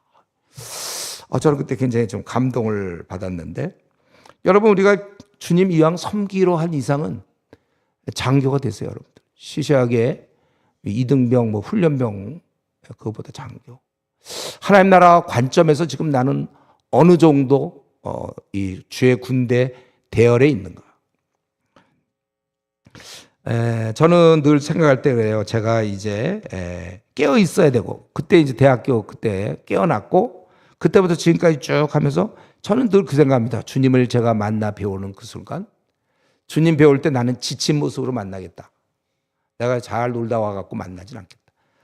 너무 많은 원래 위대한 장군들이 옷을 착 벗으면 그냥 상처가 많잖아요. 이건 어느 전투에서 무슨 영화 같은 데 나오는 거예요.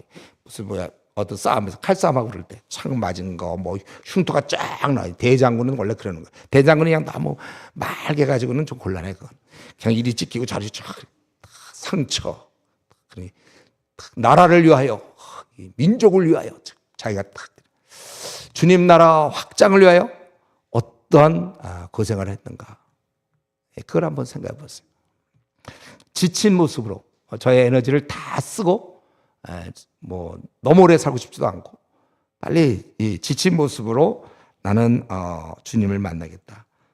여러분 우리는 이미 그리스도인이 되었다면 더 이상 양다리 거치지 아니하고 한편에 확실히 서서 여러분 남은 생을 전폭적으로 정말 이 세계에 들어와서 좀 다들 선봉했었어요. 선봉해. 그래서 우리 한국교회가 여러분 때문에 안심하고, 또 중국 저 13억의 복음을 알지 못하는 영혼들이 우리 때문에 안심을 하고, 인도 대륙도 마찬가지로 그럴 수 있는, 제발 이 세계에 들어와서 아주 혁혁한 공로를 여러분, 아주 그런 공과를 일으키길 바라요. 그런 성과를 여러분들이 갖기를 바랍니다. 그래서 나도 주님을 위해서, 오늘이라도 주님 만났으면 나 주님 위해서 이런 일 했습니다. 내놓을 곳이 있어야 돼. 아주 치열한 싸움을 하고. 그리고 이제 원래 그래서 13장까지 로마서가 사실은 끝나도 사실은 괜찮긴 해요. 왜냐하면 쭉 얘기하고 이제 우리 의인이라면 하나님과 이웃과 자기 자신한테 이렇게 살아라 그랬는데, 14장은 왜 나오냐면은 같은 말씀을 들어도 공동체 내 깨달음이 다를 수 있어요. 그래서 그들 사이에 문제가 생긴단 말이에요. 그래서 지금까지 다루지 못한 중요한 문제는 뭐냐면, 교회 내에도 연약한 자와 신앙이 연약한 자와 강한 자가 생길 수 있다는 거예요. 이거는 지금 미지근한 신자를 얘기하는 게 아니고 다 주님을 섬기려고 하는데 연약한 자가 있어요. 그래서 믿음이 연약한 자를 너희가 봤을 때 그의 의견을 비판하지 말라. 어떤 사람은 모든 것을 먹을 만한 믿음이 있고 믿음이 연약한 자는 채소만 먹느라. 이 사람은 왜 채소만 먹고 있습니까?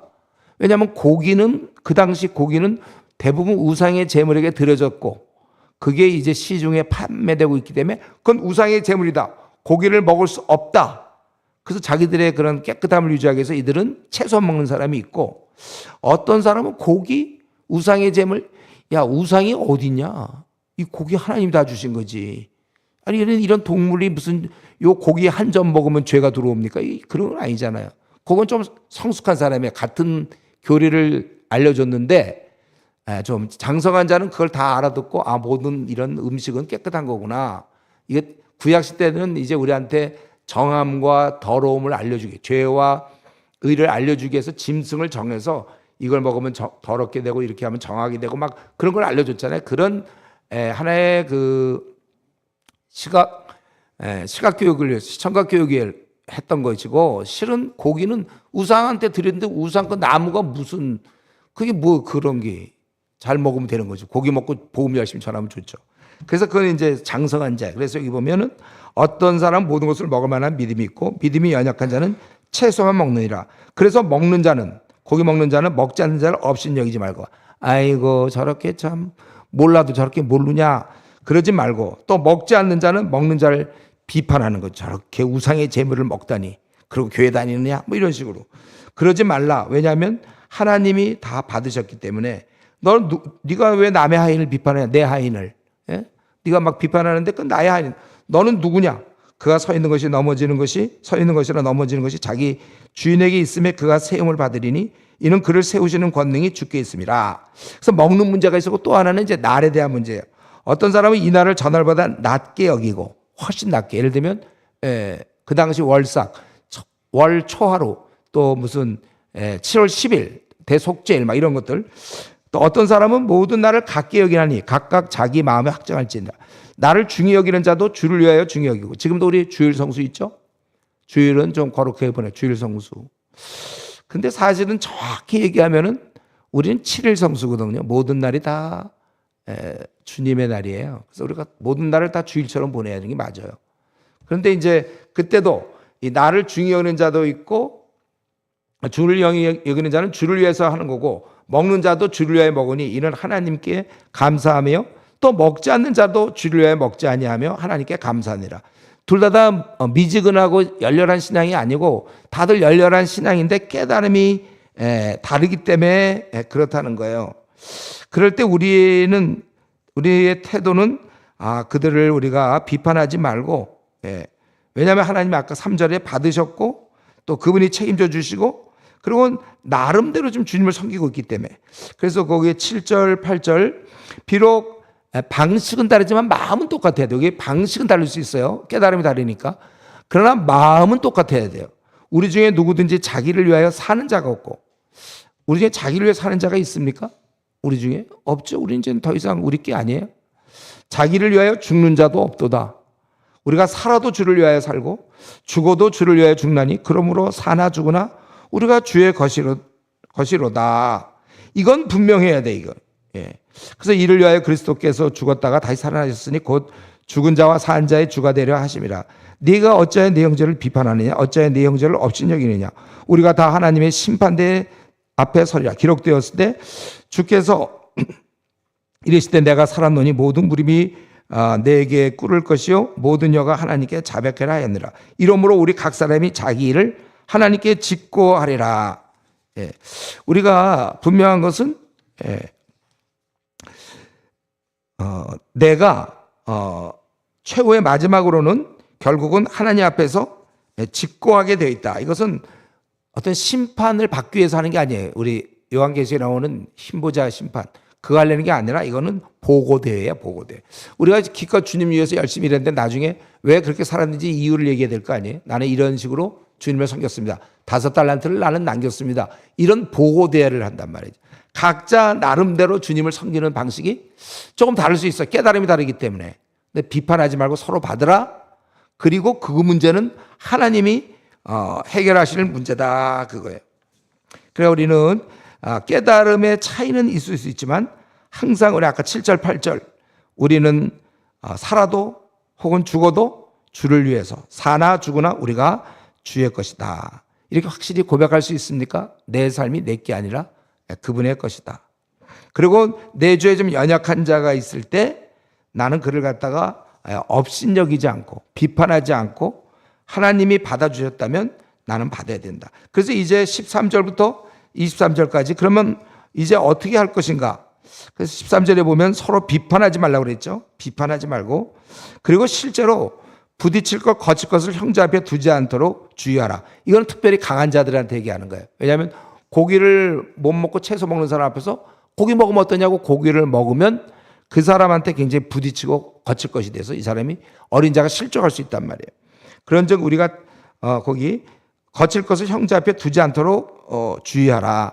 만약에 우리가 내가 14절 주 안에서 알고 확신하노니 무엇이든지 스스로 속된 것이 없으되 다만 속되게 여기는 그 사람은 속되니라. 그래서 이게 굉장히 속된 거라고 생각하는 그 사람 앞에서 우리가 막 먹어버리면 그 사람이 실족할 수도 있고 잘못될 수 있단 말이에요. 그래서 만일 음식으로 말하면 내 형제가 근심하게 되면 아니 저 사람은 교회에 집사고 장로인데 예를 들면 고기를 먹는다? 그래서 이게 어떻게 된 거냐? 막 이럴 수 있단 말이죠. 이는 네가 사랑으로 행하지 않으면 너의 그런 자유만 행했지 어린 자들에 대한 배려가 없었다는 거예요. 사랑으로 행하지 아니함이라. 그리스도께서 대신하여 죽으신 형제를 주님은 모두를 위해서 죽었는데 내 음식으로 망하게 하지 말라. 그러므로 너희 선한 것이 비방을 받지 않게 하라.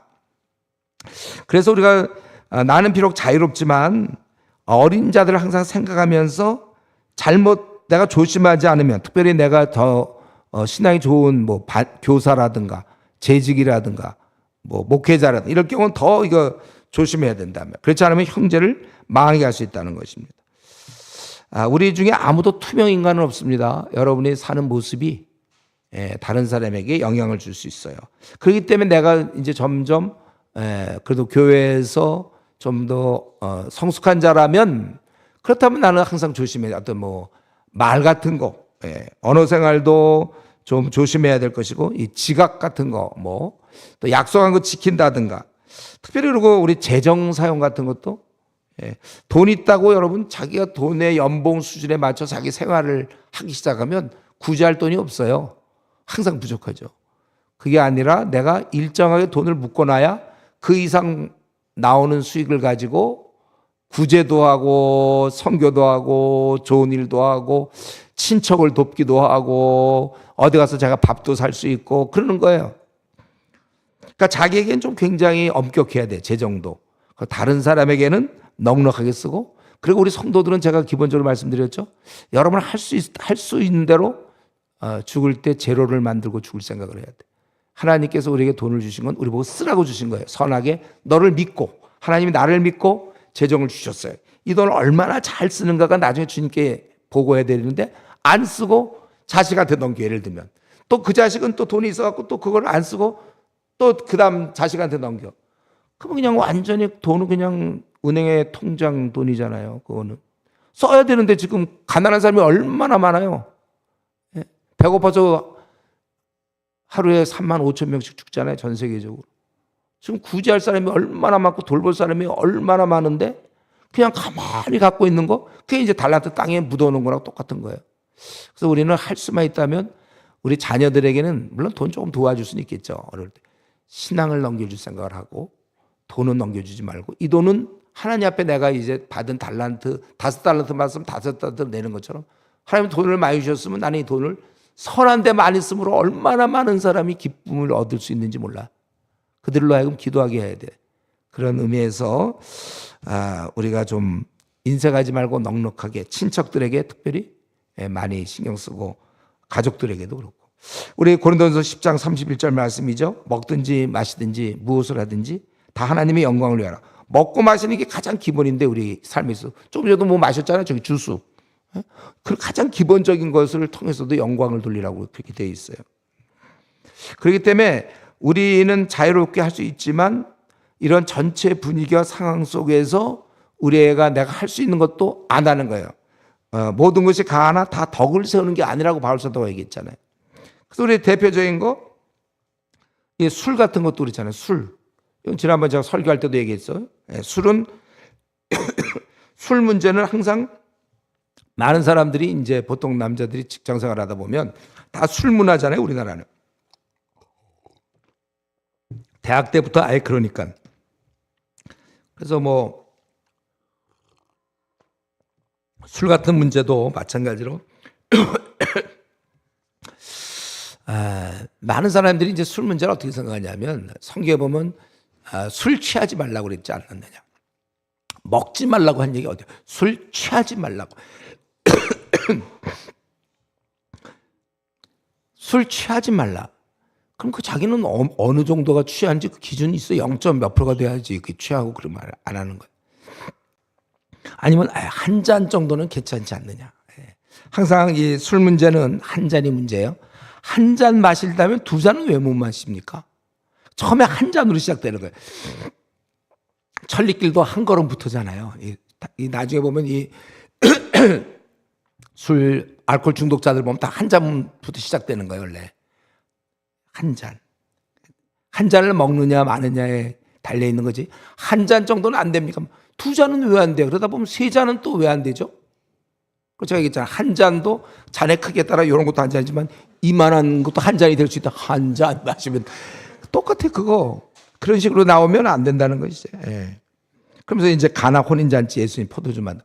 그 구약시대 때 그 개념하고 지금 너무 많이 달랐는데, 어쨌든 지금 대학이나 회사 문화가 술이 기본입니다.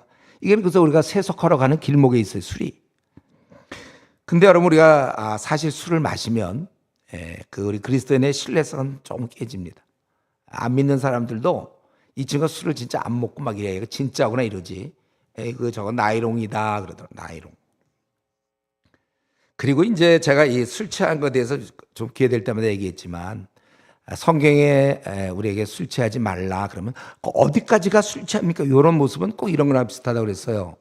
남편이 밤낮 도박해갖고 집이 다 망해버렸어요. 그래서 이 아내가 애를 키우면서 그냥 온갖 허드레들 다 하면서 그냥 고생 추운 날에 막 고생 다 해갖고 자녀를 키우면서 꼭 한마디 너희는 다 절대로 도박하지 말라 그랬으면 이 자녀들은 도박 근처에 얼씬거리지도 말아야지. 요 자녀들이 맞고 어머니 그러면 이 도박이 고스톱이 그러면 몇 점부터 도박입니까? 점당 한 50은 좀 그건 괜찮지 않습니까? 자꾸 점당 얼마가 기준입니까? 벌써 그 진짜 효자들은 벌써 어머님의 마음을 읽고 아예 그냥 화투장도 안 봐야 그게 되는 거지.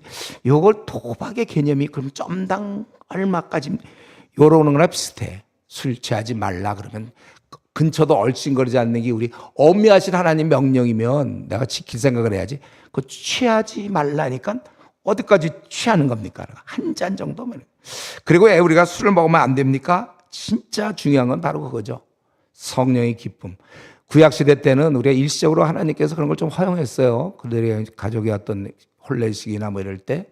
그것이 우리의 어떤 좀 슬픔 많은 이 땅에 뭐 그런 걸 좀 허용한 적이 있어요. 그래서 너무 마음이 상한 자는 독주를 먹기도 하고 뭐 그런 게 좀 덜어 있었습니다. 그러나 지금은 성령님이 와 계시거든요.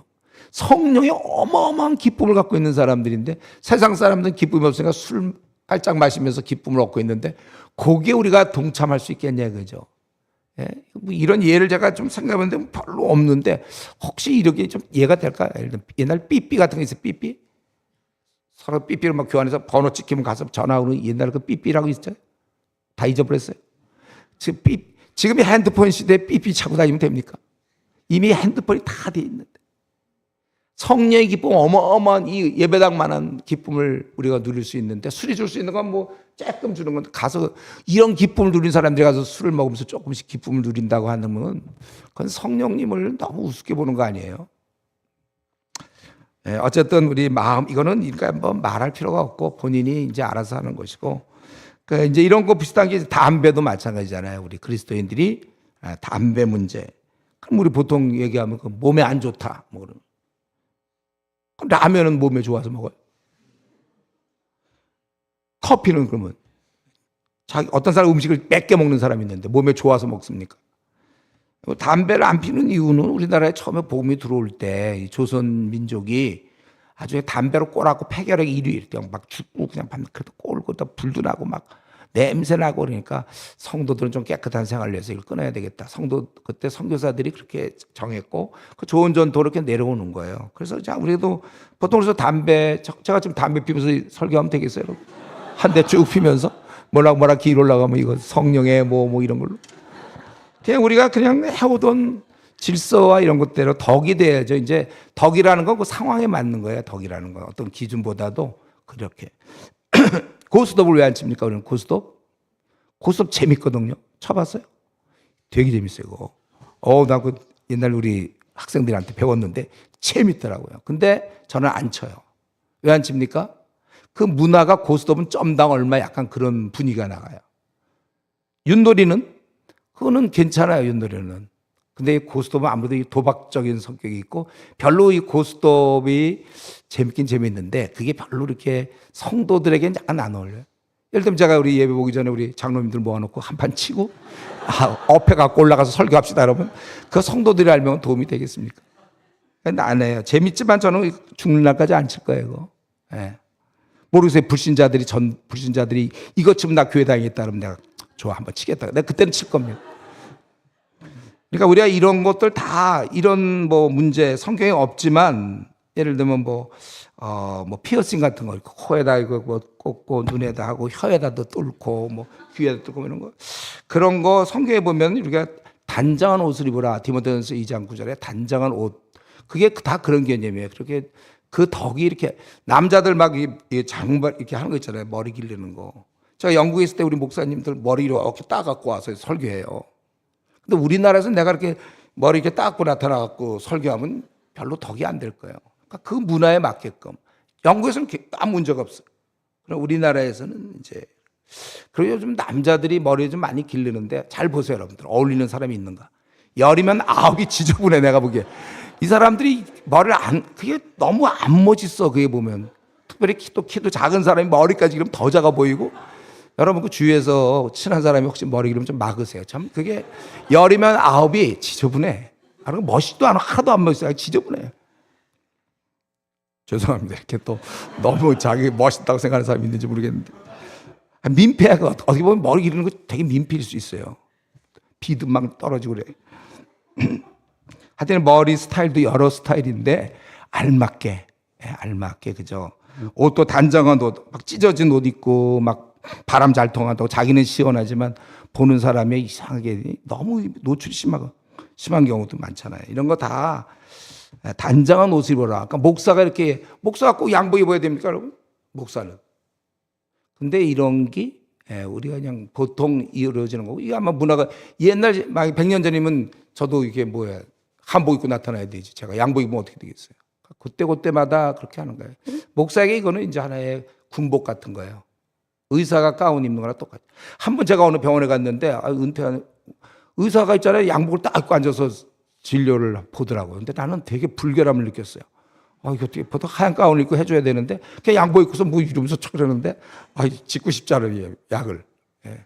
그거 고에 맞는 것이죠. 군인은 군복 입을 때 멋있는 거고 목회자는 이렇게 이건 우리 전투복이에요. 양복 기본적으로 입는 거. 그걸 맞춰서 하는 거지. 너무 티나게 꼭 뭐 입어야 되냐 아니냐 하지 말고 덕스럽게 그냥 이렇게 다 가능해요. 그렇다면 뭐 죄 짓는 거 아닙니다. 그래 우리가 덕이라는 게 있어요. 요즘은 이제 문신 같은 거. 문신. 그게 그냥 지우기 쉬우면 좋아요. 하루 만에 싹 없어지고, 그럼 봐주겠는데, 그거 지우려면 힘들어요. 문신 같은 거. 그리고 돈도 많이 들고, 아플 것이고. 그리고 보기도 좀 그런데, 우리나라에 이미 그렇게 된 이상, 하여튼 교인들이 점점 없어지니까, 300만 명이 나갔으니까. 하여튼 이런 가운데서 여러분들, 우리는 여기 어떻게 하든지, 사람에게도 다 칭찬을 듣고, 우리가 화평하게 더 이렇게 덕이 되도록 우리가 그래야 되는 것입니다. 그래서 16절부터 19절까지 그러므로 너희 선한 것이 비방을 받지 않게 하라.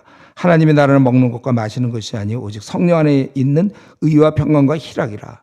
이로써 그리스도를 섬기는 자는 하나님을 기쁘게 하며 사람에게도 칭찬을 받느니라.